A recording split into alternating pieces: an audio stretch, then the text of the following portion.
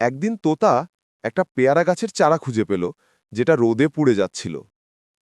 তোতা তাড়াতাড়ি গাছটার ওপর পানি ঢেলে আগুন নিভিয়ে দিল। তারপর সে প্রতিদিন সেই চারাটার যত্ন নিতে লাগল। পানি দিল, পাতা ঝাড়ল, ভালোবাসা দিল।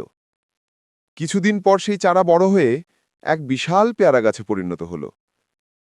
গাছে অনেক ফল ধরল। তোতা আনন্দে ফল খেতে লাগল, আর সেই গাছেই নিজের বাসা বানিয়ে থাকতে লাগল।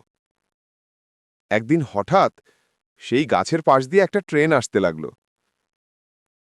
তোতা প্রাণপণে ট্রেন থামানোর চেষ্টা করল, কিন্তু ট্রেন গিয়ে গাছটার সঙ্গে ধাক্কা খেল।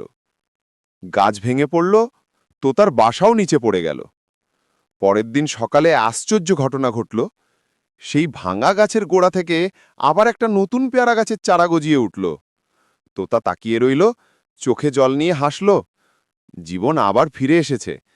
তারপর কেউ লাইক সাবস্ক্রাইব করে না।